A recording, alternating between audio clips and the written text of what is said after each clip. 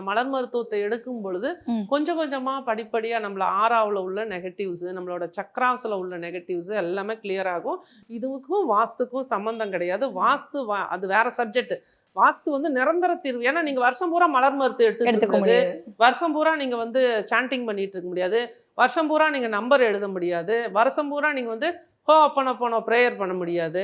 இதெல்லாம் ஒரு டெம்பரவரி. ஒரு ஐசியூவில் இருக்கிறவங்களுக்கு ஒரு ஆக்சிஜன் கொடுக்குற மாதிரி, ஒரு வென்டிலேட்டர் போடுற மாதிரி. பர்மனண்ட் தீர்வு அப்படின்னா வாஸ்து தான் கரெக்ட் பண்ணணும்.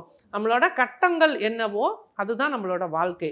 கட்டத்தை ஜோதிடத்தை பார்த்து நம்மளோட ஜிபிஎஸ் நம்மளோட பாதை எப்படி போக போகுது அப்படிங்கிற புரிதலை கொண்டு வந்துட்டு கட்டத்தை மாற்றி அந்த விஷயத்தில் மாற்றி விட முடியாது யாராலையும். தாக்கு பிடிச்சி அதுலேருந்து ஓவர்லுக் பண்ணி ஜெயிச்சு போயிட்டே இருப்பீங்க. இதுதான் இருப்பியல் வாஸ்து செய்யக்கூடிய விஷயம். இருப்பியல் வாஸ்துக்கு பரிகாரங்கள் கிடையாது. இருப்பியல் வாஸ்துக்கு பார்த்துட்டா மலர் மருத்துவம் செஞ்சால் வாஸ்து மாறிடுமா, கோவிலுக்கு போனால் வாஸ்து மாறிடுமாங்கன்னா மாறவே மாறாது. உங்கள் இடத்த நீங்கள் சரி பண்ணினீங்க அப்படின்னா நிச்சயமாக நிரந்தர தீர்வு. நிரந்தர தீர்வு எடுக்க முடியாதவங்களுக்கு தான் வீட்டுக்குள்ள வீடு இடிக்க முடியும். வாஸ்தெல்லாம் பார்த்துருவாங்க, இடிக்க மாட்டாங்க, உடைக்க மாட்டாங்க. அதுக்கு கேட்கும் போதே இடிக்காமல் உடைக்காமல் ஏதாவது பண்ண முடியுமா, இதை தான் கேட்குறாங்க. வாஸ்துக்கு பரிகாரம் இல்லை. ஆனால் அந்த வாஸ்துவை கொஞ்சம் காலத்தில் நீங்கள் சரி பண்ணிக்கிறதுக்கும் அந்த வாஸ்துவை நீங்கள் உணரணும்.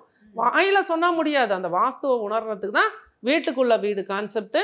உங்கள் மனசை தெளிவாக வச்சுக்கிறதுக்கும் அடுத்த நிலைக்கு நீங்கள் வந்து ஒரு ஃபோக்கஸ் பண்ணி போகிறதுக்கும் தான் மலர் மருந்துகளும் சுவிட்ச் வேர்ட்ஸும் இந்த மாதிரி ப்ரேயர்ஸும் கொடுப்பேன்.